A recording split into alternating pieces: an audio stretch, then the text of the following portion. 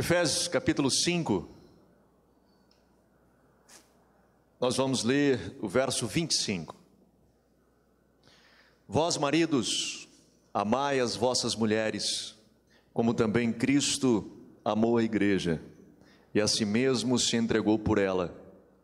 E o verso 26, para santificar, purificando-a com a lavagem da água pela palavra, a fim de apresentá-la a si mesma igreja gloriosa, sem mácula, nem ruga, nem coisa semelhante, mas santa e irrepreensível. Amém. Papai, pedimos a tua bênção sobre a tua palavra. Senhor, ministra aos nossos corações, que possamos ser ministrados pelo teu Espírito nessa noite, que possamos ouvir a tua voz e sermos ministrados por ti, papai, em nome de Jesus. Em nome de Jesus. Amém. Amém. Meu objetivo hoje não é falar de marido e mulher, nem de relacionamento conjugal, não é o meu objetivo, na verdade, até porque esse texto, depois se você continuar lendo o texto do capítulo 5 de Efésios, você vai ver que Paulo escreve e diz: grande é este mistério, mas eu me refiro a Cristo e à igreja. O que eu queria falar realmente com vocês é o que Paulo escreve sobre a lavagem de água que ocorre pela palavra de Deus. O processo de sermos limpos, de sermos purificados pela palavra de Deus. E o meu objetivo com vocês hoje é tentar construirmos juntos de como manter-nos limpos, de como manter uma vida limpa, porque acredito eu que a maioria de nós aqui hoje já entrou por um caminho chamado sangue de Cristo, e esse sangue de Cristo nos purifica de todo pecado, para que nós venhamos a ter acesso ao trono, para que nós venhamos a ter acesso ao reino de Deus, nós precisamos ser de fato lavados pelo sangue do Cordeiro. Isso é algo que nós não temos como abrir mão da nossa fé cristã. O cristianismo nasce dessa experiência com Cristo, com o sangue de Cristo, o sangue derramado na cruz do Calvário, que nos purifica e nos redime dos nossos pecados. Isso acredito eu que é ponto pacífico de todos nós cristãos. Mas não para por aí, e eu não estou aqui diminuindo o poder do sangue de Jesus. Mas existem algumas coisas na vida, na nossa vida cristã, que às vezes nós não nos damos conta. E deixa eu usar o tabernáculo como exemplo, o tabernáculo de Moisés, aquele edificado lá no deserto, para que nós venhamos a entender aonde eu quero chegar com vocês hoje de noite. Eu não sei se vocês lembram um pouquinho da história, mas o tabernáculo pedido por Deus a Moisés, ele era algo retangular, cercado por uma cerca, e tinha uma porta, aonde hoje entendemos que ela representava Cristo, representava Jesus, que Cristo é a porta, ele diz no Novo Testamento: eu sou a porta. Então nós entramos para dentro desse lugar, aonde Deus está, aonde a presença de Deus está, num processo inicial de caminhada com Cristo, entrando por Jesus. E o primeiro objeto que nós encontramos nesse tabernáculo era o altar do sacrifício, acredito que vocês lembram disso. Que era um altar onde ali era derramado sangue, onde ali era sacrificado. Alguns falam que este é o sacrifício nosso, de morrer para nós mesmos, está valendo. Outros falam do sacrifício de Cristo, de fato esse processo da expiação de Jesus, no derramamento de sangue que purifica o nosso pecado. Então, na verdade, ali nesse altar do sacrifício, nós somos purificados, somos limpos, somos redimidos, e nós, para podermos nos encontrar com Deus, para podermos entrar naquele lugar onde Deus está, que é o Santo dos Santos, nós passamos por esse passo principal, primordial, inicial, que é o sangue de Jesus. Nós somos purificados, e nesse processo de remissão aqui, nós caminhamos para o próximo utensílio, para o próximo objeto no tabernáculo, que era a bacia de bronze. Lembra? Tinha a bacia de bronze, feita de espelhos das mulheres egípcias, Então se constrói essa bacia com água para o sacerdote se lavar. Eu vou voltar para essa bacia, que é o meu objetivo hoje, mas só para a gente entender, caso você não saiba do que é o tabernáculo. Logo depois do tabernáculo tinham 4 pilares, ou 5 pilares, que falam dos ministérios.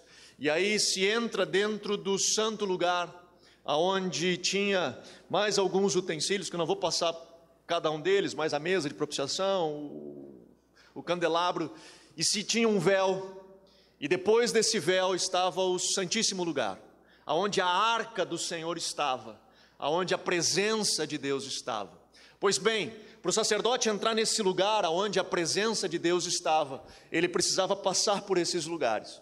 E aqui, nesse lugar aonde tinha essa bacia, essa pia de lavar, eu fico pensando com você, por que será que o sacerdote tinha necessidade de se lavar se uma vez ele já foi purificado no altar, na propiciação do pecado? Qual era a necessidade dele novamente se limpar, se ele já havia sido redimido e purificado nesse lugar aqui? Se os seus pecados já haviam sido perdoados, por que ele tinha que vir aqui e se lavar? Por que ele tinha que vir aqui e se limpar para poder entrar na presença de Deus?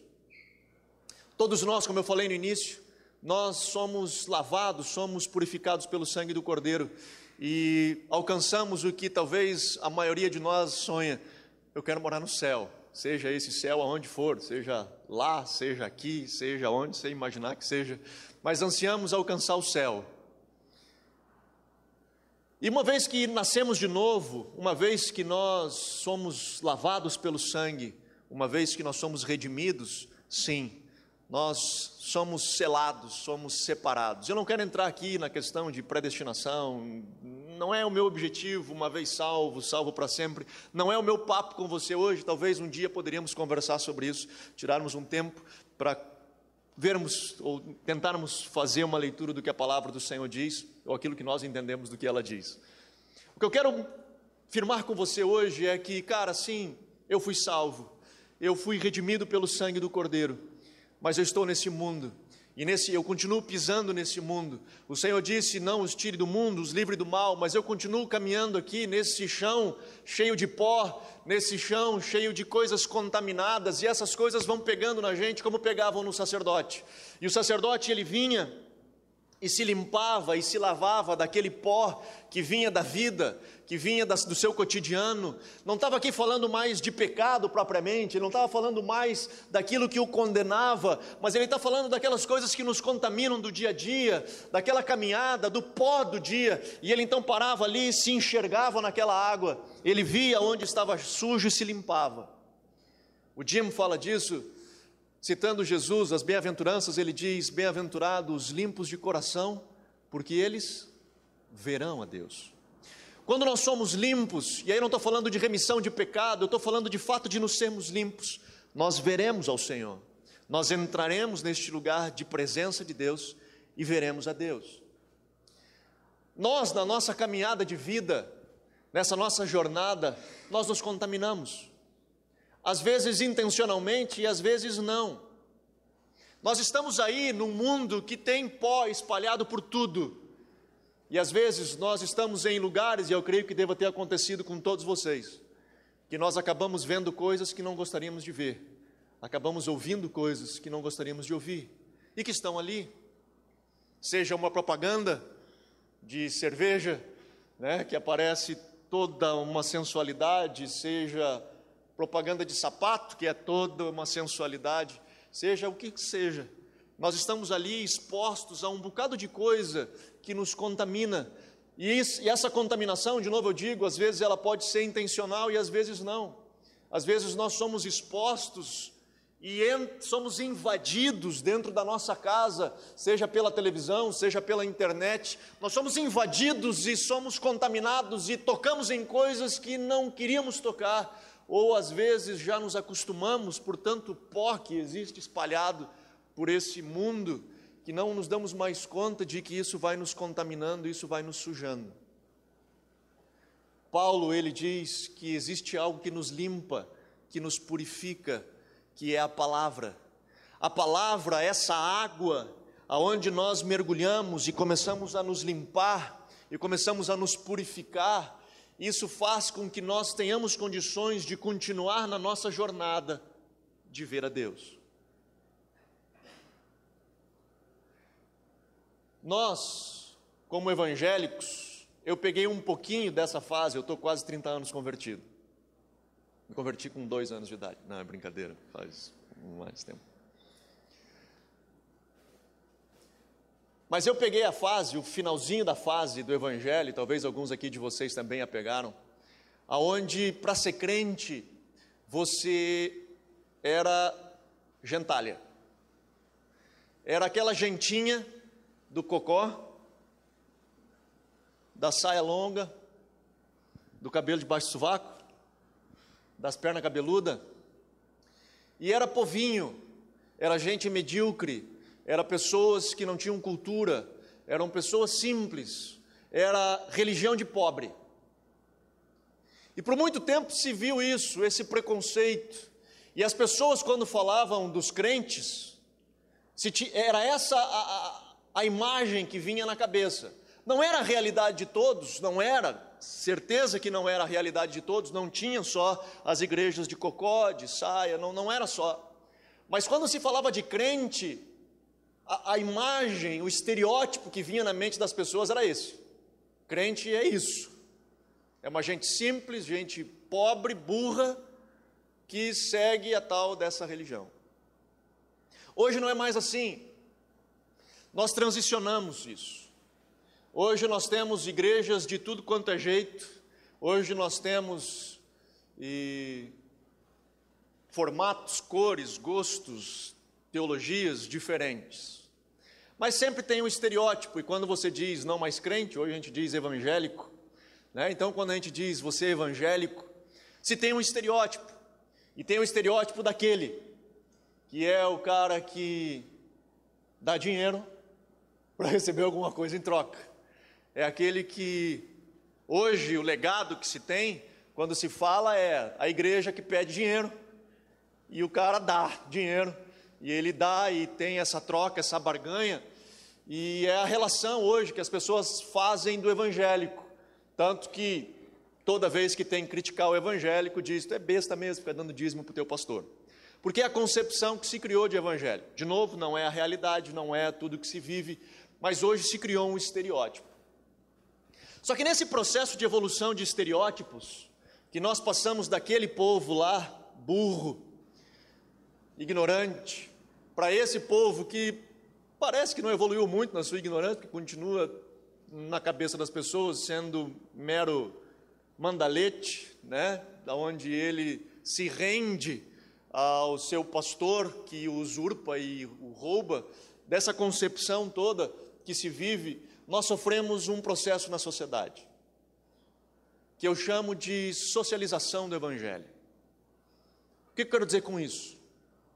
Lá atrás, quando se tinha esse estereótipo de gentalha, que não era verdadeiro, não era a realidade de todos, mas ali era claro uma coisa, quem era crente e quem não era crente. Naquela época a gente sabia separar, esse cara é crente e esse cara não é crente. E não se separar, a compreensão dessa separação não era só por causa do cocó e do cabelo comprido, né, do sovaco, não era só por isso. É porque quando tu decidia ser crente, seja de uma igreja que tinha todos os usos e costumes ou não, tu sabia que tu estava rompendo uma barreira social, que tu iria romper uma barreira social de aceitação social, onde as pessoas teriam sim um preconceito com você quando você diz, eu sou crente. A parte o estereótipo, se tinha essa barreira. Então, quando a pessoa de fato se convertia, ela se convertia. Sempre tem as exceções, todas as épocas, em todas as histórias, tem exceções, né? Temos pessoas na época de Cristo, na época de Paulo, quando ele diz, cuida com os falsos aí, porque tem gente que é sacana, os caras são safados. Safado tem o tempo todo, toda hora, o tempo inteiro. Mas falando de uma forma generalizada, havia uma certa separação, porque você sabia que o dia que dissesse sim para Jesus, você estava dizendo não para um bocado de coisa. Era claro para você. Então, o dia que você dava esse passo, você sabia que você havia se separado do que hoje se entende da sociedade. Você viveria à parte. Você era uma pessoa santa, santificada, no contexto de fato do que diz. Hoje, por mais que nós tenhamos todo esse estereótipo, hoje nós já não enfrentamos mais uma barreira, com exceção que eu ainda tenho na minha posição de pastor, porque toda vez que eu vou para um hotel, qualquer lugar, o pessoal pergunta: o que tu faz, qual é a tua profissão? Eu confesso que eu penso duas vezes, será que eu digo? Porque sempre tem o preconceito do cara safado, ladrão, né, que vai usurpar, que vai manusear alguma coisa, né? Eu sempre fico assim...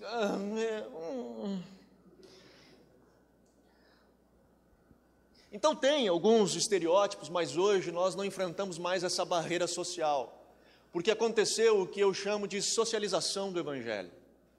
Hoje já não é mais problema você dizer eu sou evangélico. Por um lado, isso é muito legal, porque nós saímos daquele lugar escondido, daquele lugar de ostracismo, e nós acabamos massificando uma mensagem. Por outro lado, nesse processo de massificar a mensagem, nós banalizamos essa mensagem. Essa mensagem ela ficou banalizada. Hoje todo mundo é evangélico. Hoje qualquer pessoa é evangélico. Eu digo, eu sou evangélico. Aí você diz, mesmo? Porque você não consegue acreditar que aquele indivíduo é evangélico. E você não consegue acreditar que aquele indivíduo é evangélico porque os frutos da vida dele dizem outra coisa. Nós temos uma outra perspectiva. Aí tu diz, cara, mesmo? Não, eu sou evangélico porque eu vou na igreja. Eu vou no domingo na igreja, talvez eu não vou todo domingo na igreja, mas eu vou domingo na igreja. E assim como existe o católico não praticante, e nós, evangélicos, por muito tempo evangelizamos o católico não praticante para convertê-lo de fato ao cristianismo, hoje nós temos evangélicos não praticantes. O que você é? Eu sou evangélico. Mas, evangélico assim, sabe qual que é? Mas eu sou evangélico. E o fato é que esse cara até passou pelo altar do sacrifício e foi redimido pelo sangue. Ele até confessou os seus pecados e teve um momento na igreja que ele chorou. Ele chorou, escorreu aquela lágrima assim, ele veio para frente dizendo, Deus, eu sou um pecador safado mesmo. E ele então clama e pede perdão. E ele levanta dali achando que está tudo perfeito para o resto da vida dele. E ele esquece que tem um monte de pó espalhado por aí, cara, que vai grudando na gente. E vai grudando, e vai grudando, e vai grudando, e a gente vai vivendo a nossa vida, e esse pó vai grudando. E que as pessoas perguntam, o que você é? Sou evangélico. Sou evangélico. Por que eu sou evangélico? Porque eu entreguei minha vida para Jesus, eu ergui minha mão, um dia um evangelista fez um convite, disse, quem quer aceitar Jesus? Eu levantei minha mão, fui para lá, e entreguei a minha vida, e hoje eu sou evangélico. Eu tenho a carteirinha de membro, que disseram que eu não posso perder, porque me falaram que São Pedro vai pedir ela, quando eu chegar lá em cima, tem que passar no portão, né? Hoje já tem chip, tem tudo, né? Que só enfia aqui e segue, né? Todos os dados estão, não pode perder. Eu tenho tudo. Cara, sabe o que acontece? Nesse processo, a gente esquece que nós temos que passar nessa nossa jornada, porque esse é o nosso objetivo. A gente não tem o objetivo de ser evangélico ou de ser cristão para ir para o céu. O nosso objetivo de entrar pela porta que é Cristo é para nós nos encontrarmos com o Pai. O nosso objetivo de entrarmos pela porta que é Cristo é para nós sentarmos no colo do Pai, assim como cantamos antes, ter a experiência do amor. A fé cristã é uma fé relacional. A fé cristã não é uma fé de benefício, não é uma fé de troca, de barganha, ela é uma fé relacional, onde eu me relaciono com esse Deus que eu digo que amo.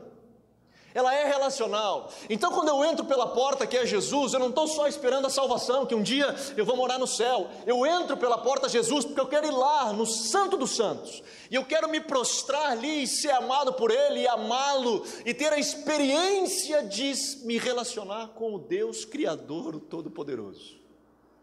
Só que para mim passar para lá, não basta só o altar do sacrifício. Eu preciso passar nessa bacia, nesse negócio aqui de lavagem, aonde eu me lavo, aonde eu me limpo, aonde eu me enxergo, nessa bacia de espelhos, aonde eu me enxergo, e à medida que eu vou me enxergando, eu vou vendo onde está sujo, e eu me limpo, e eu me lavo, e eu vou me olhando e limpo os pés da contaminação, do pó do mundo, para que eu possa caminhar em direção ao trono.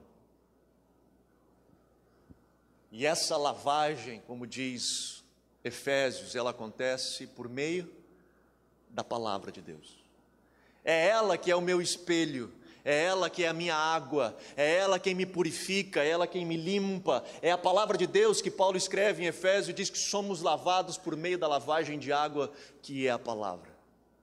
E por causa disso, nós somos uma igreja, como ele diz no verso do capítulo 5, uma igreja sem rugas, sem mancha, sem mácula, sem defeito, virgem, incontaminada com o mundo.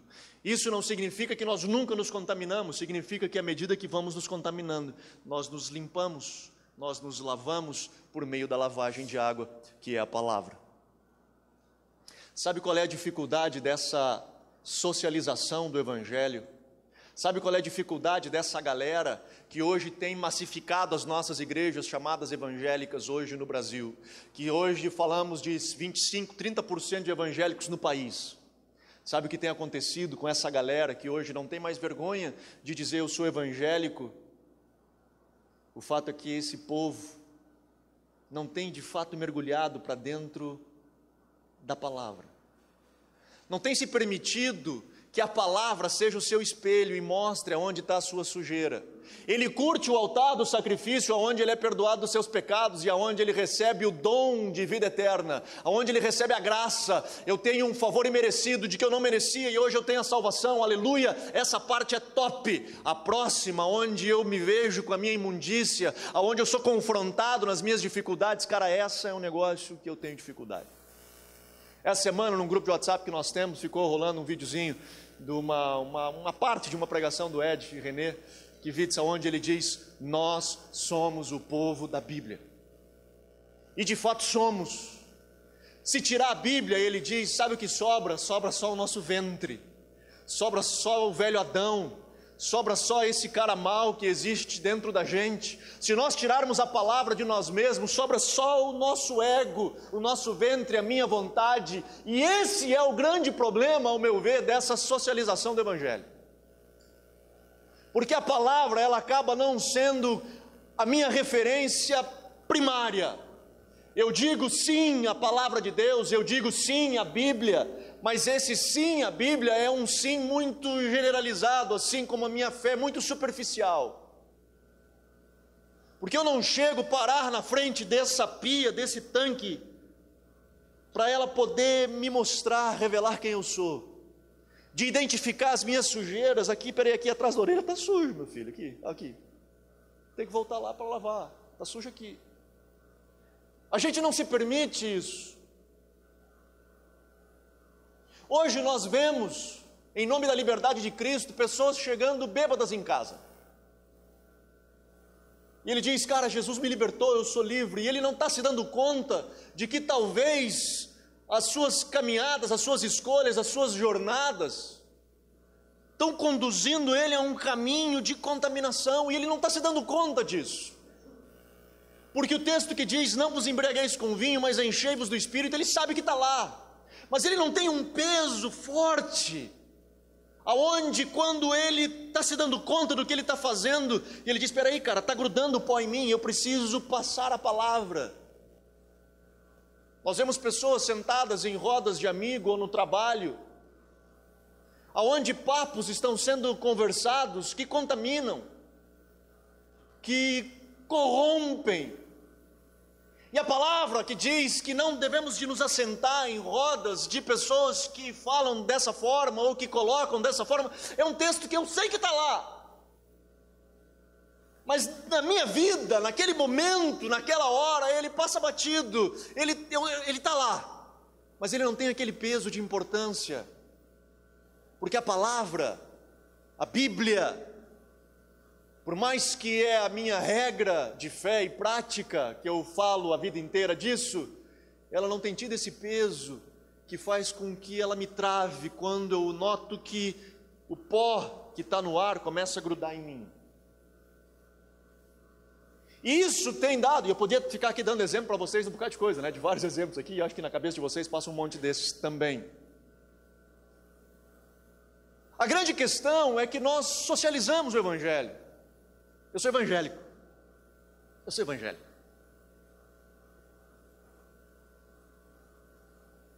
Meu irmão, quando nós sacarmos a palavra, quando nós tirarmos a palavra, vai sobrar só a gente, vai sobrar só o velho Adão mesmo, e aí o negócio fica feio demais, ele fica nojento demais, porque nós perdemos referência. Nós somos acusados como igreja evangélica, como bancada evangélica dentro dos nossos políticos, de que somos fundamentalistas, e é o que eles gostam de falar, somos fundamentalistas, sejam a galera da pró-aborto, seja pró-igualdade de gêneros, seja o que seja, quando barra na bancada evangélica, eles nos acusam de fundamentalistas, de que somos pessoas cegas, fechadas, voltadas somente na Bíblia, como se ela fosse o único estatuto ou verdade no mundo. Em parte eles estão certos na sua acusação, mas o que eu quero dizer é que a razão pela qual eles brigam é porque essa palavra bate de frente com o ideal deles. E por isso eles tentam derrubá-la, porque ela fere com uma sujeira que tem aqui, e que ela expõe essa sujeira daqui. Então eles dizem, não cara, esses caras são radicais, e eles tentam tirar o valor dessa palavra, e tentam achar formas, estruturas, seja arqueológicas, seja até teológicas, para dizer isso não é verdade. E nós evangélicos, montamos num porco toda vez que eles fazem isso, não é? Nós surtamos, e aí quando eles vêm contra a gente vai com tudo contra eles. E aí nós vemos uma unificação da igreja evangélica inteira no país, dizendo não, nós dizemos sim à vida, não ao aborto, não ao casamento homossexual, e nos posicionamos forte. Só que eu não vejo a mesma força nossa evangélica para nos posicionar contra o adúltero. Nós não vemos a mesma força evangélica para nos posicionar contra o mentiroso, contra o safado, contra o caloteiro, contra ele e tantas outras coisas que a palavra joga para dentro da gente e expressa quem nós somos, e nisso nós vamos deixando passar batido.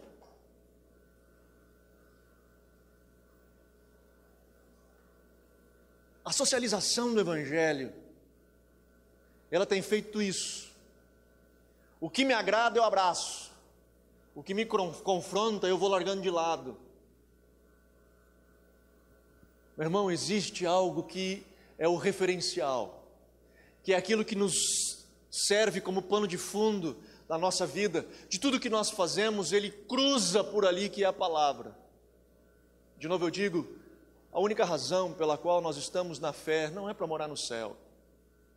Nós estamos na fé para nos relacionar com o nosso Deus, para termos relacionamento com Ele. O céu é um benefício, de novo, seja ele lá, seja ele aqui, seja ele aonde for, é um benefício. A bênção que Deus nos dá é um benefício. A provisão que Deus faz é um agrado do papai. A nossa principal razão de ter dito sim um dia na fé é poder nos relacionar com o Deus Todo-Poderoso. É poder ter acesso ao trono, entrar lá, se prostrar, e agora com Cristo, o véu rasgado, nós nos jogando para dentro dele. Mas para isso, nós precisamos passar aqui e permitir que algo diga para nós não. Conversava com a galera essa semana da escola, dos adolescentes. Nós precisamos de algo que nos confronte, que diga, isso aí na tua vida está mal. E eu digo sim, está mal mesmo. Nós precisamos de uma referência. Como diz o Ed René, nós somos o povo da Bíblia. Nós somos o povo da Bíblia. Nós somos o povo que nos debruçamos sobre ela. Nós somos o povo que pega essa palavra e se purifica nela, e se lava, e vai se lavando, e vai se lavando, e vai se lavando, e vai se lavando, até que a sujeira vai saindo. Aí você me diz assim, mas Anderson, eu não entendo nada da Bíblia. Eu leio e não entendo. Eu também tenho horas que eu leio e não entendo. Vou ser sincero com você. Tem um bocado de hora que eu leio e não entendo. E que eu preciso que o Senhor me dê graça e oro a Ele, peço ao Espírito Santo, que é o autor. Eu costumo dizer que a Bíblia é o único livro que nós conseguimos ler sempre na presença do autor, que é o Espírito Santo. Que nós podemos convidá-lo a estar conosco à medida que nós lemos a palavra. Mas se você não entende muita coisa, lê Salmos. Abra no livro de Salmos. Eu garanto para você que alguma coisa ali vai ter para a sua vida.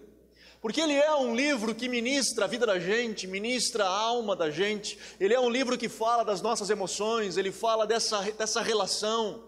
É um livro extremamente simples de se entender. Leia João, o Evangelho de João. Leia Tiago, que aí já começa a ser um pouquinho mais detalhado em algumas coisas, mas extremamente objetivo. Tem vários livros que nós podemos ler. Deixa para trás os mais complicados. Não tem problema, você não precisa ler a Bíblia de Gênesis, Apocalipse, tentar entender tudo. Não é isso. Mas pega alguma coisa. Não usa como desculpa de que, cara, eu não entendo. Tem um bocado de coisa ali que nós temos condições de entender. Mas pega a palavra e começa a passar ela dentro de você. Começa a passar ela dentro de você. Se permita que essa palavra comece a entrar na sua vida, comece a lavar você. Meu irmão, eu não estou dizendo para você tirar 1 hora de leitura da palavra, não é isso.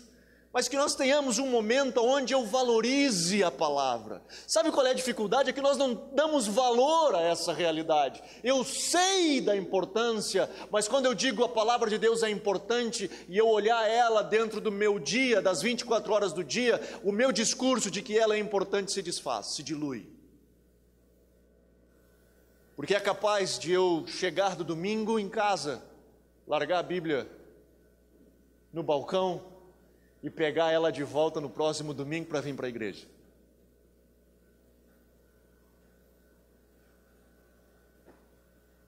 Nós precisamos valorizar isso. Nós somos o povo da Bíblia.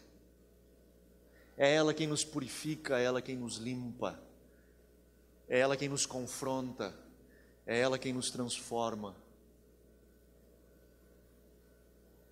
Quando nós paramos para meditar, e aí eu não estou dizendo de ler vários versículos, às vezes você vai ler 3 versículos. Eu passei uma semana inteira lendo um salmo só todos os dias, e me debruçava e chorava todos os dias em cima daquele salmo, durante 7 dias, sem conseguir avançar. Não é a quantidade de coisas que você lê, de versículos que você lê. Abrindo um parênteses, um amigo meu chegou para mim e disse: eu tenho um desafio, eu vou ler a Bíblia em 14 dias. Eu digo, hein? Vou ler em 14 dias. Passaram-se os 14 dias, eu procurei ele, digo, ei cara, tu leu? Li. Cara, li a Bíblia inteira em 14 dias. E eu perguntei, o que tu lembra? Nada. Serviu para nada. Para absolutamente nada. Não é a quantidade que você lê, mas é a importância que você dá. E quando nós nos debruçamos sobre a palavra, seja ela qual seja, e todos nós temos problema na vida, não é verdade? Todos nós temos. E a Bíblia tem a solução para várias, ou talvez todos os seus dilemas.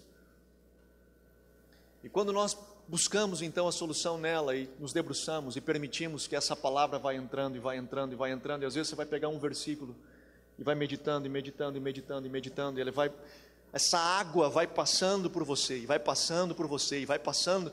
Tenta imaginar comigo, eu pensei em trazer isso para cá, mas eu falei, vai dar muita meleca. Então imagina comigo, vou precisar da sua imaginação, mas imagina um copo de água totalmente sujo, e uma jarra de água totalmente limpa. Você pega esse copo de água totalmente suja, preta, e você começa a derramar água limpa dentro dele. O que acontece? Começa a transbordar. Essa água suja começa a sair, a água limpa começa a entrar. Depois de um tempo de derramar água limpa sobre aquele copo de água totalmente suja, o que acontece com a água? Ela fica limpa.